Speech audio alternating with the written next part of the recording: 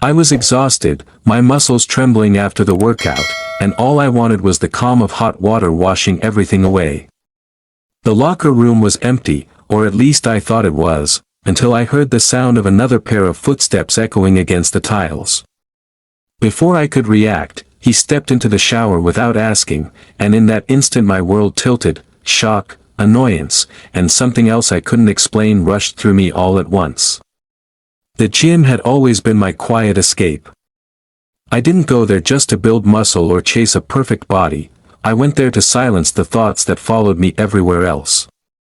My life outside those walls felt small, lonely, and scattered, but inside the gym I could lose myself in the rhythm of lifting, the pounding of my feet on the treadmill, the burning in my lungs. It was a pain I could control, and sometimes that was enough to get me through the day. That night was no different.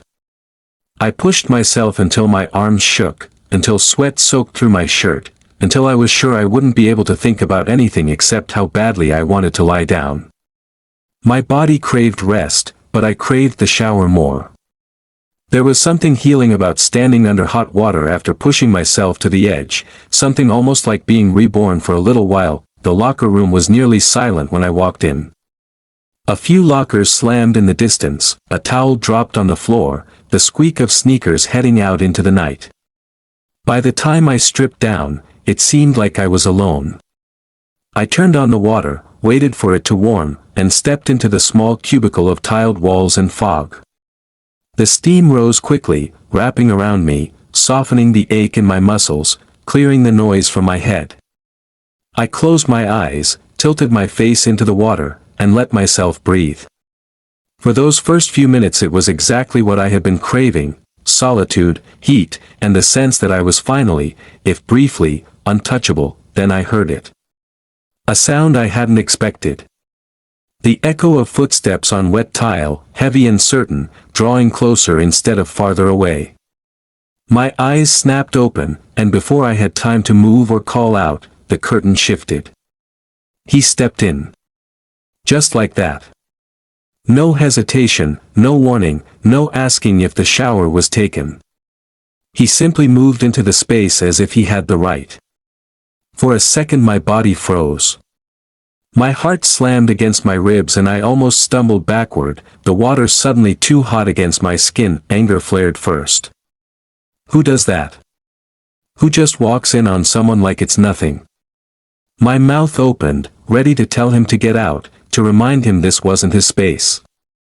But the words caught in my throat because when I looked at him, really looked at him, everything shifted. He wasn't smirking or acting like it was a joke. He wasn't even looking at me with the cocky arrogance I expected. His expression was calm, almost unreadable, but there was something in his eyes, something steady and unshaken, that made it impossible for me to look away. That I hated that my chest tightened in a way I couldn't explain. I hated that alongside my discomfort was an undeniable curiosity, like my body had recognized something my mind didn't want to admit. The shower felt smaller with him in it, the air thicker, the water louder, the space between us charged with something I couldn't name. My thoughts scattered. I wanted to demand answers, to push him out, but my voice refused to come. Instead I stood there, caught between wanting to escape and wanting to stay, my pulse racing like I'd just run a mile, seconds stretched into what felt like minutes. The sound of the water splashing over our shoulders filled the silence. I glanced at him again, trying to make sense of his presence. His shoulders were relaxed, his movements unhurried, like stepping into a stranger's shower wasn't strange at all. And maybe that's what unsettled me the most, his lack of apology, the calm way he simply existed there, sharing the space without a trace of shame. I couldn't decide if it was arrogance or a kind of bravery I had never seen before. My chest felt tight, not from fear, not entirely from anger, but from something else I couldn't pin down. I told myself I should walk out, grab my towel, and leave. Yet my legs didn't move. My body betrayed me by staying, my eyes flickering toward him again and again, as if searching for something in him that I couldn't stop myself from wanting to find. And deep down, in the corners of my thoughts I tried to bury, a strange realization began to take root: maybe this wasn't an accident. Maybe this was the start of something I didn't yet understand, something I wasn't sure I was ready for, but something that had already begun the moment he stepped into that shower without asking. For the rest of that night I couldn't shake him from my mind. Even after leaving the gym, even after walking home under the glow of the streetlights, his image followed me like a shadow. I replayed the moment in my head again and again, wondering what his expression really meant, why he hadn't said anything, why I hadn't. The whole thing was confusing, frustrating, and yet strangely magnetic. I told myself it was nothing, that it didn't matter, that it was just a guy being careless. But I knew better. Something about him had carved itself into me, and the more I tried to brush it off, the more it clung to me. That night I lay in bed staring at the ceiling, restless, half annoyed at myself for letting a stranger take up this much space in my thoughts. When I returned to the gym a few days later, I was on edge. Part of me wanted to avoid him completely, to keep my routine clean and simple, but another part of me, maybe the louder part, was curious. I didn't see him at first. I stretched, warmed up, and tried to focus on my workout, telling myself not to look for him. Yet my eyes scanned the room without permission, glancing toward the treadmills, the squat racks, the benches. It was only when I was setting up my weights that I noticed him across the floor. He was already lifting, moving with a quiet confidence, like the gym was his second home. My chest tightened the moment I saw him. I wanted to look away, to pretend I hadn't noticed, but he caught me before I could. His eyes flicked up, found mine, and for a second it felt like the world stopped moving. He didn't smile right away, but then his lips curved, just slightly, and I felt heat rush to my face before I quickly turned back to my weights that I tried to lose myself in the rhythm of lifting, but the awareness of him being nearby was like static in the air. Every movement, every breath felt heavier. A few minutes later, as if the universe wanted to play with me, he walked over to the bench next to mine. He didn't say anything at first, just set down his dumbbells, close enough that I could feel the presence of his body beside me. I could barely focus, caught between irritation that he was so close and the strange thrill of it. Finally, he broke the silence. "You push yourself hard," he said, his tone casual, not too warm, not too cold. I blinked at him, surprised by the sound of his voice. It was steady, smooth, the kind of voice that lingered. I managed a short reply, something like, "Yeah, I try." He smiled a little wider then, as if he'd been waiting for me to say something back. He introduced himself. His name, said so simply, felt like it carried weight. I told him mine, my voice softer than I wanted it to be. From there, the conversation grew in small steps, like testing the waters of a pool before diving in. We talked about workout routines, about how often we came to the gym, about nothing and everything at the same time. On the surface it was ordinary small talk, but underneath, there was a current I couldn't ignore. Every word felt like a tug, pulling me deeper into a connection I hadn't expected. Still, the memory of that first encounter hung between us. I couldn't bring myself to mention it, and he didn't either. But I caught myself stealing glances, studying him when he wasn't looking. His focus, his movements, even the way he carried himself, it was different from others around us. There was no show, no exaggeration, just a quiet kind of strength that made me wonder what kind of life had shaped him into who he was. At one point, our eyes met again, and instead of looking away this time, I held it.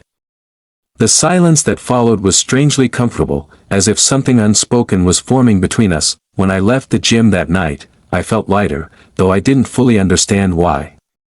It wasn't just attraction, though I couldn't deny that part, it was something more. It was the way he had made me feel seen in a place where I usually blended into the background. For so long I had gone through life keeping myself hidden, never daring to open up, never allowing anyone too close. But now, for reasons I couldn't explain, I felt that wall starting to crack. He had stepped into my space once without asking, and somehow, against all logic, I was beginning to think I might let him in again, this time by choice. The days that followed carried a strange anticipation with them.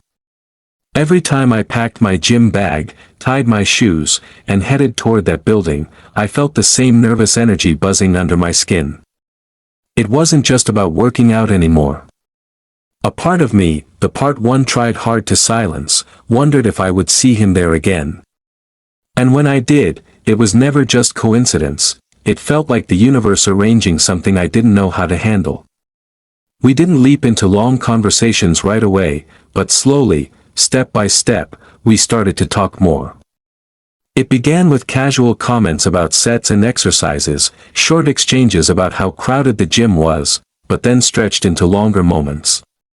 He had a way of looking at me when I spoke, not distracted, not half listening, but fully present, as though my words carried weight. I wasn't used to that. Most people seemed to glance past me, like I was just another face in a crowd. With him, it felt different. One night, after a brutal workout that left me drained, we sat on the benches in the locker room, both catching our breath. That's when he asked me about myself. Not the usual small talk, but deeper questions, what I did outside of the gym, what I wanted out of life, what made me happy. At first, I stumbled through my answers, because honestly, I didn't think much about those things anymore. My life had been about routine, work, gym, sleep, repeat. But as I spoke, I found myself admitting things I hadn't told anyone in a long time. I told him about how I always felt invisible, how I had a hard time letting people in, how most days I carried the weight of silence around with me like it was part of my skin. He didn't laugh, didn't dismiss me, didn't look away. He just nodded softly, as though he understood. Then, without me even asking, he started to share his own story that he told me about growing up in a family where expectations pressed down on him like chains. He admitted that he had struggled for years with who he was, that being himself had never felt safe until recently. There was pain in his words, but there was also resilience, a strength that came from surviving battles no one else could see. I felt my chest tighten as I listened, because it was like he had taken pieces of my own story and spoken them out loud. That connection, that mirror of experience, shook me. It was no longer just about attraction. It was about recognition. He saw something in me because he had lived it too. Over the next week, our conversations became something I looked forward to more than the workouts themselves. We started meeting at the same times, almost like an unspoken agreement. During sets, we'd push each other harder, encouraging one another past limits. Between exercises, we would laugh at stupid jokes or sit in quiet moments that didn't feel awkward at all. For the first time in a long time, I didn't feel like I was pretending to be someone else. Around him, I could let pieces of myself slip through without fear. But with that comfort came a creeping unease too. A voice in the back of my mind whispered doubts. Was this real, or was I imagining it? Was I letting myself get pulled into something that would only end in pain? There were times when I caught myself remembering that first night in the shower, the way he stepped into my space without asking. Part of me still felt unsettled by it, still wondered if it had been wrong. But another part of me, one I tried not to examine too closely, felt like that bold move had been the spark that lit this whole fire. Without it, maybe we would have passed each other 100 times and never spoken. I hated the contradiction inside me, anger laced with gratitude, fear tangled with hope. It was messy, and I didn't know how to sort it out. One evening, as we left the gym together, I found myself slowing my steps so we could walk side by side. The night air was cool, the city lights glowing against the dark sky. I wanted to say something honest, something real, but my throat felt tight.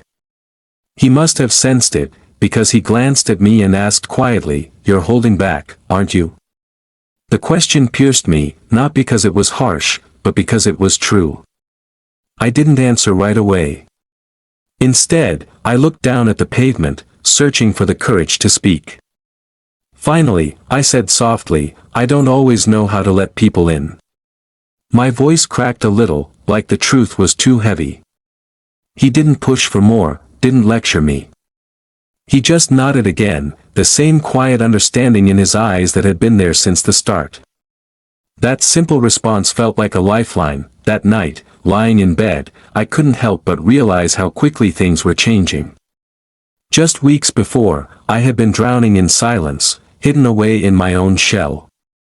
Now, I found myself thinking of him constantly, the way he listened, the way he spoke, the way he made me feel like maybe I wasn't broken after all.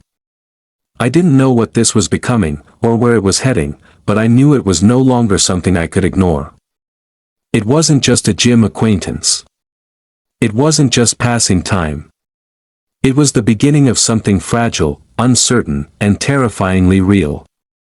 The night I walked into the gym and found it nearly empty felt different from all the others. The usual clatter of weights, the chatter of people spotting each other, the pounding of running shoes on treadmills, it was all missing. The silence made the space feel larger, almost hollow, and I wondered if maybe I had come too late. I didn't expect to see him there, not that night, but he was.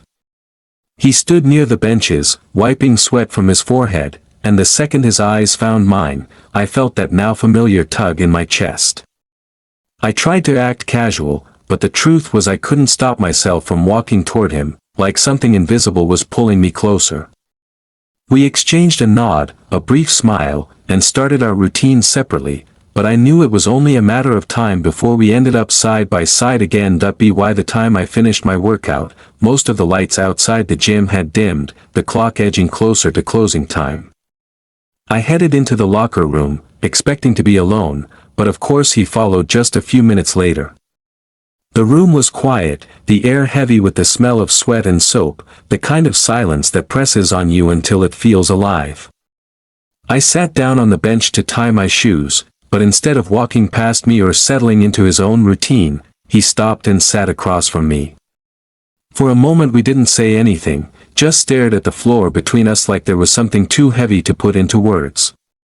Finally, he looked up at me, his expression softer than I had ever seen it, and he said, "I should probably apologize." The words caught me off guard.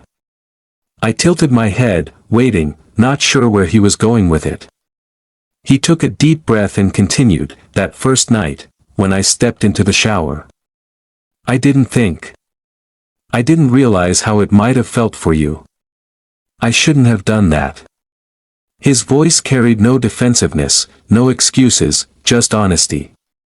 The apology hit me harder than I expected. I had carried the memory of that moment like a stone in my chest, equal parts curiosity and unease, and hearing him acknowledge it made that weight shift. I looked at him for a long time, and for the first time since it happened, I felt the tension ease inside me. I hadn't realized how badly I needed to hear him admit it, to recognize my discomfort, to show that he cared enough to make it right. That I swallowed hard, my throat tight. I didn't know what to think, I admitted quietly. I was angry, yeah, but also, I don't know. It messed with me. I still don't know why I didn't just tell you to leave. My voice trailed off, thick with emotion I didn't know how to name. He leaned forward, resting his elbows on his knees, his gaze never leaving mine. "Maybe because part of you knew I wasn't there to hurt you," he said softly. His words landed deep, and I hated how much they made sense. Somewhere inside me, beyond the shock and confusion, I had known it too. That was what unsettled me the most. The conversation that followed stretched on longer than I expected. The gym was closing, the lights dimming even more, but we stayed there, two people on opposite benches, finally breaking down the invisible walls that had stood between us. I told him about the loneliness I carried, the feeling of always being an outsider, never fully belonging anywhere. I admitted how I kept people at a distance because it felt safer than letting them in and risking rejection. My voice cracked in places, my words halting, but he never interrupted. He just listened, like my story mattered, then he shared his own. He told me about years of silence, about hiding who he really was to survive in spaces that wouldn't have accepted him. He spoke about the weight of expectations, the fear of being exposed, the exhaustion of pretending. There were moments when his voice faltered too, when the pain in his past pressed through his words, and I found myself aching for him in ways I didn't know how to explain. Hearing him open up like that made me realize how much strength it takes to speak your truth after carrying it in the dark for so long. At some point, I stopped seeing him as the guy who had walked into my shower and started seeing him as someone who understood the parts of me I usually hid from the world. The room felt smaller around us, not because of the walls but because of the closeness that grew in the air. We didn't move any closer physically, but emotionally, something shifted. Vulnerability hung between us, fragile and electric, and I felt my guard slipping whether I wanted it to or not. By the time the staff flicked the lights as a signal for closing, we were still sitting there, reluctant to leave. Walking out into the cool night air together, I realized something I hadn't before. That moment in the shower might have been the spark, but this raw honesty, this fragile trust we were building, was the fire. I didn't know where it was leading, or what it would become, but I knew one thing with certainty. For the first time in a long time, I wasn't just existing. I was beginning to feel alive again, and it terrified me as much as it thrilled me.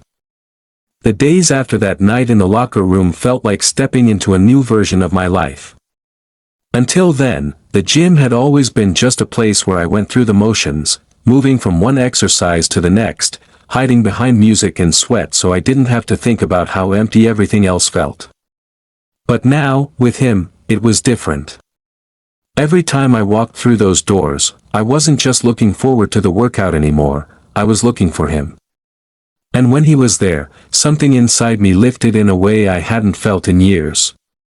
It wasn't about butterflies or cliché sparks, it was about a deep comfort, a pull that made the world feel a little less heavy. It started with small changes. Instead of finishing our workouts and going separate ways, we began to linger. Sometimes it was grabbing a protein shake together, sometimes just sitting outside the gym and talking about things that had nothing to do with fitness.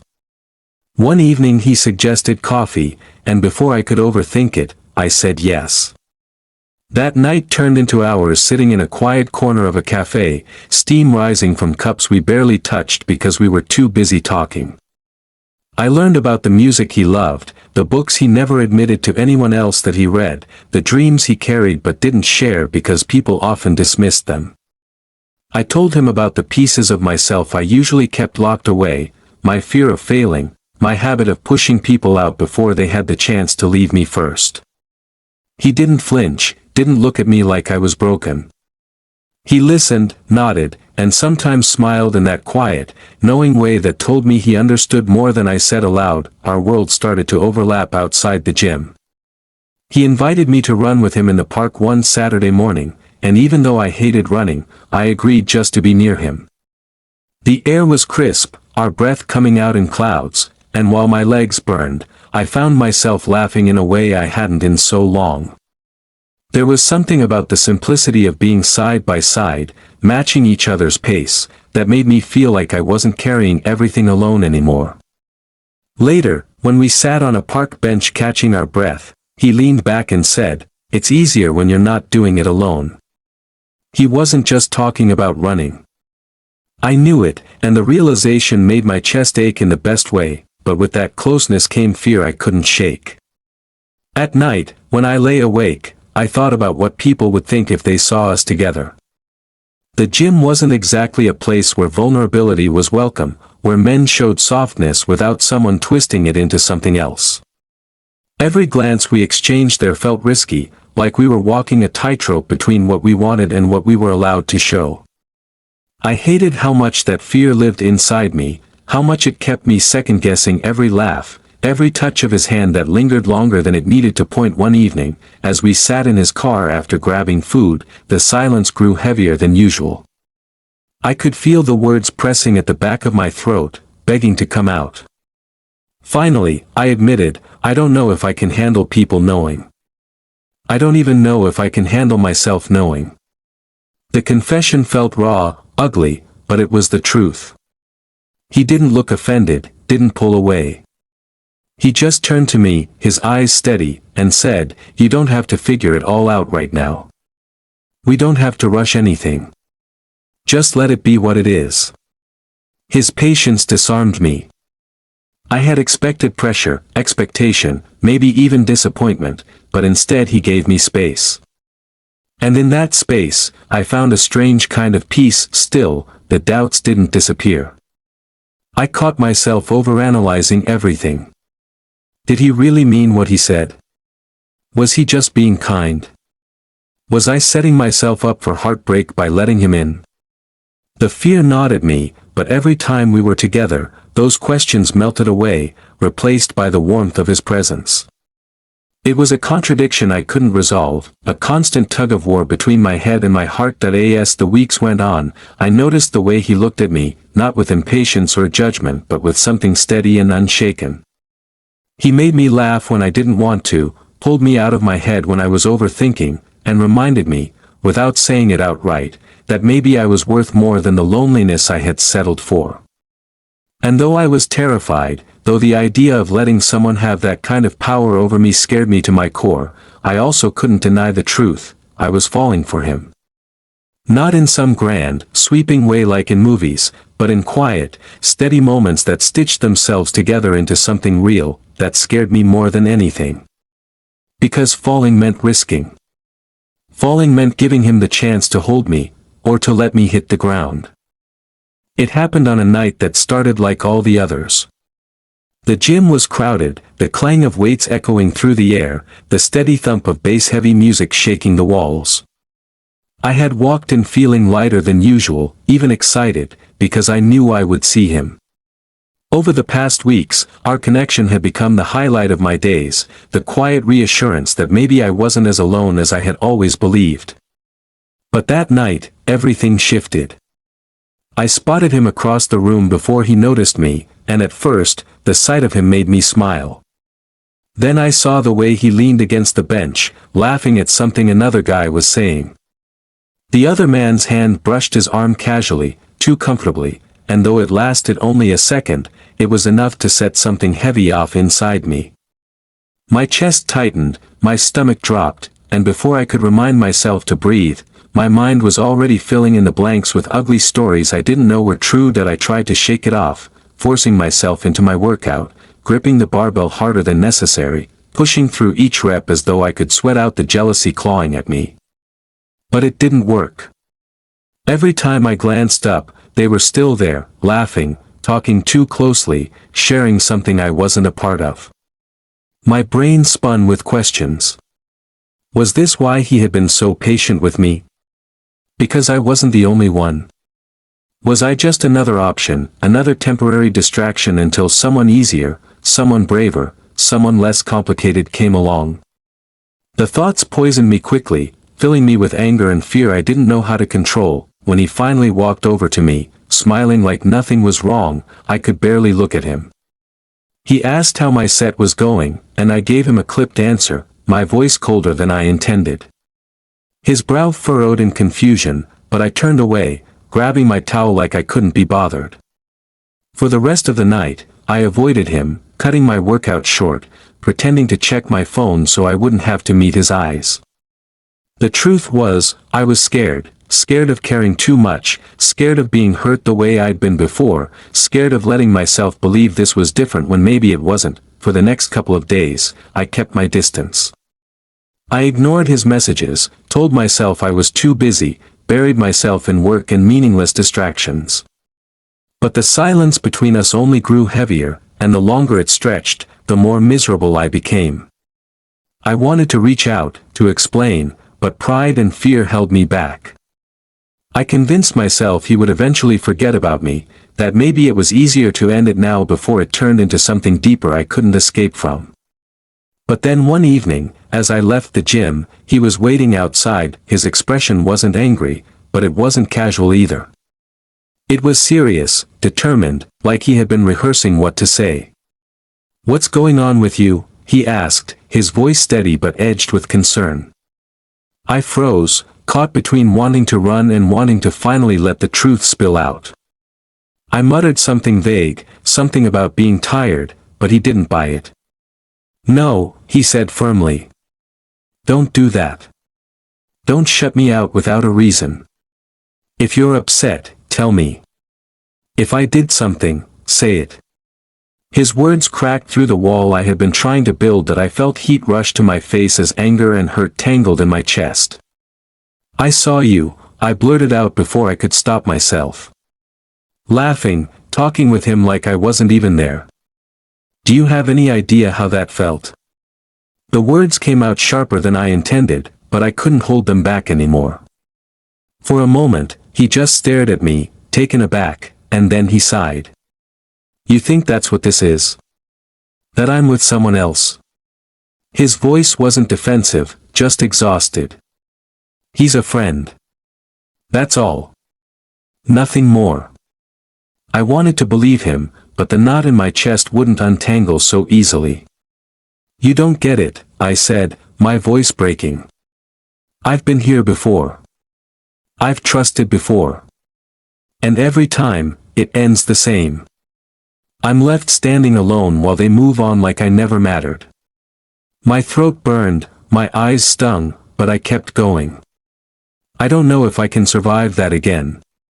He stepped closer then, not enough to touch me but enough that I felt the gravity of him, the pull I had been resisting for so long. I'm not them, he said quietly, his eyes locked on mine. I'm here because I want to be here, with you. I can't promise I'll never mess up. I can't promise this will be easy. But I can promise I'm not going to disappear just because you're scared. His words sank deep into me, cracking something I hadn't realized was so fragile that I turned away, wiping at my face quickly, ashamed of the tears that threatened. But his presence stayed steady, unshaken, like he was willing to wait for me to turn back. And in that silence, something shifted. The fight, the anger, the fear, it all spilled out into the night, leaving me raw and trembling but also strangely lighter. It wasn't a perfect resolution, not yet, but it was real. For the first time, we weren't just building connection through laughter and easy moments, we were facing the ugly, vulnerable parts too. And maybe that was what made it real. As we walked away together that night, the distance between us felt smaller. The fear was still there, humming beneath my skin, but so was something stronger. Maybe this was the risk I had been running from. Maybe this was what it meant to finally step into something honest, even if it terrified me. The days after our confrontation were quiet, but not in the same way they had been before.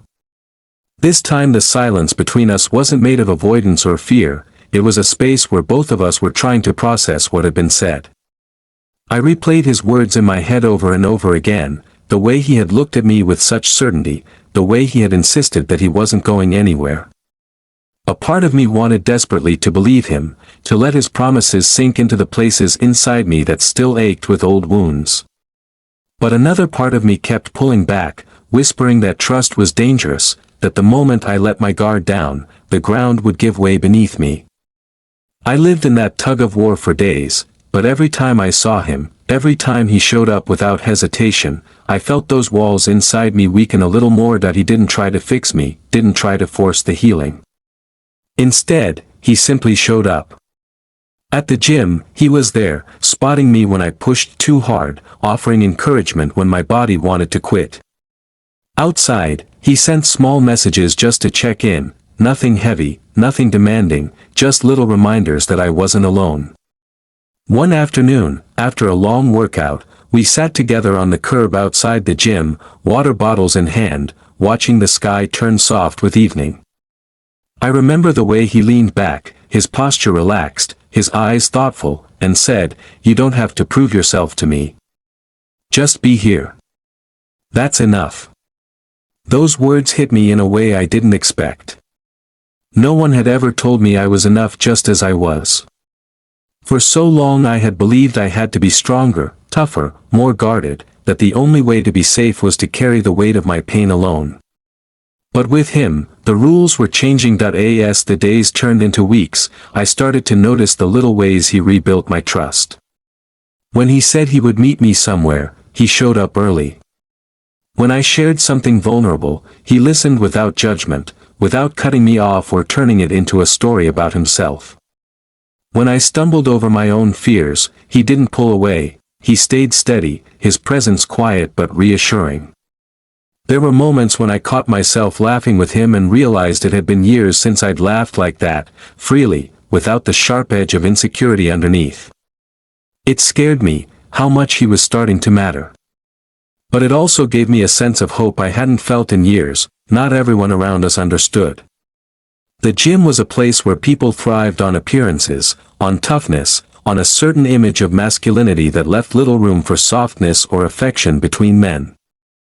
I noticed the stares sometimes, the way conversations hushed when we lingered too long by the lockers, the sideways glances when we left together. Each look sent a spark of fear through me, the old instinct to hide, to retreat into safety.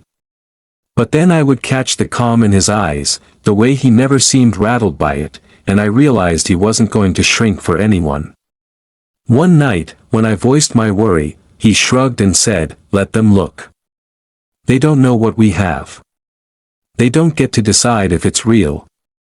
His confidence gave me courage, and little by little, I stopped caring as much about the whispers that we began creating a rhythm outside of the gym that was ours alone. Weekend runs turned into long walks, sometimes ending with us sitting under trees, talking about everything from childhood memories to the dreams we were too afraid to say out loud before. Coffee dates turned into dinners, and dinners turned into late nights sitting in his car, both of us reluctant to say goodbye. The more time we spent together, the more I realized how much of myself I had kept locked away, how much I had convinced myself that love wasn't worth the risk. Yet with him, every locked door inside me seemed to find its key. There were still moments of doubt, nights when I lay awake wondering if it would all fall apart, if one day I would wake up and find that I had let myself be fooled again. But each time those fears rose up, he countered them, not with grand gestures or dramatic words, but with consistency. With patience. With a kind of presence that made it impossible to ignore the truth. This was different. This was real. He wasn't asking me to change, wasn't asking me to be fearless. He was just asking me to let him stand beside me, to let myself believe I deserved to be seen and cared for. It struck me one evening, as we walked out of the gym together under the glow of the streetlights, that the moment he had stepped into my shower without asking felt like a lifetime ago. Back then, it had been an intrusion, a shock that left me spinning. Now, standing beside him with the night air cool against my skin, I realized it had been the spark that lit a path I never would have found on my own. What had started as confusion and discomfort had turned into something steady, something real, something that made me feel alive in ways I hadn't thought possible. As we reached the corner where our paths usually split, he paused and looked at me with that same steady gaze he always carried. "You're stronger than you think," he said quietly, almost like he was speaking to the part of me still doubting, still afraid. I wanted to argue, to tell him he was wrong, but instead I let the words settle in my chest. For the first time, I didn't immediately push them away. For the first time, I let myself believe that maybe he was right. Maybe, with him, I could be. The final weeks of that season felt different, like life had shifted into a rhythm I didn't know I had been missing all along. The gym, once just a place where I came to exhaust myself and escape the noise in my head, had become something else entirely. Every corner of it carried memories now, our first awkward conversation after the shower, the lingering glances that stretched longer than they should have, the silent moments where words weren't needed because the energy between us spoke loud enough. But more than the place, it was the feeling that had changed. For the first time in years, I wasn't dragging myself through the days, I was moving with a strange kind of lightness, as though I had been carrying a weight for so long that I had forgotten what freedom felt like. He was the difference. Not because he fixed me, not because he made everything perfect, but because with him I finally allowed myself to stop pretending I didn't want more. One night, as we sat in his car under the dim glow of a street lamp, the quiet between us felt heavier than usual. I could sense he had something to say, the way he tapped his thumb against the steering wheel, his eyes flickering toward me and then away again. Finally, he exhaled and spoke, his voice softer than I had ever heard it. "You know, when I first walked into that shower, I didn't think it would turn into this. I didn't think I'd end up caring so much about someone who tries so hard to keep the world at arm's length. He paused, searching my face as though he was afraid of saying too much. But I do. I care. And I'm not going to run, no matter how many times you try to push me away. His words cut through the last bits of doubt clinging to me. I had been waiting for the ground to collapse beneath us, waiting for the moment where he decided I was too complicated, too damaged, too much. But instead, he was telling me he was staying, even when it wasn't easy. That I felt my chest tighten, not with fear this time but with something close to relief. I turned to him, my voice barely above a whisper, and admitted, I'm scared. Every day. I'm scared you'll wake up and realize I'm not worth the trouble. That you'll see all the cracks I've tried to hide and decide it's easier to leave. Saying it out loud made me feel exposed, but it was the truth I had been carrying from the start. For a moment, I couldn't meet his eyes, but then he reached over, his hand finding mine with a steady grip. I already see the cracks, he said firmly. And I'm still here. Maybe that's the point, you don't have to be perfect for this to be real. Something broke open inside me then. Not in a painful way, but in a way that felt like release, like I had been holding my breath for too long and finally let it out. Tears stung at my eyes, though I tried to blink them back, embarrassed. He squeezed my hand tighter, and in that gesture I understood something I hadn't let myself believe. Love wasn't about finding someone who demanded perfection, it was about finding someone who stayed even when you weren't sure of yourself. For so long, I had mistaken survival for strength, building walls so high no one could climb them. But now, sitting in the quiet warmth of his car, I realized strength could also mean letting someone in, even when it terrified me. The days after that conversation felt like a new chapter we were writing together. We still had our routines, the gym, the walks, the long nights of talking, but everything carried a deeper sense of certainty. I wasn't constantly bracing for him to disappear anymore. I wasn't waiting for the moment everything shattered. Instead, I found myself leaning into the moments we shared, allowing them to matter without the constant shadow of doubt. When he laughed, I let myself laugh too, without wondering when it would end. When he reached for my hand, I didn't pull away. I started to believe, little by little, that maybe I was worthy of being chosen, of being seen, of being loved exactly as I was. The world around us didn't change. There were still stares at the gym, still whispers that tried to slice into our peace, still moments when fear whispered at the edges of my mind. But the difference now was that I wasn't facing it alone. I wasn't retreating into silence or pretending it didn't hurt. With him, I found the courage to hold my head higher, to walk into those spaces with the quiet knowledge that what we had was stronger than the noise outside. He once told me, we can't control what people see, but we can control what we build. And I carried those words with me, using them as armor against the doubts that tried to sneak back in. One evening, after a long workout, we stepped outside into the cool air. The sky was painted in streaks of orange and purple, the kind of sunset that makes you stop for just a moment. He looked at me, his face softened by the fading light, and said, "Do you realize how far you've come?" I frowned at first, unsure what he meant, but he continued. "The guy I met that first night would have never stood here like this. He would have run. But now you're still here.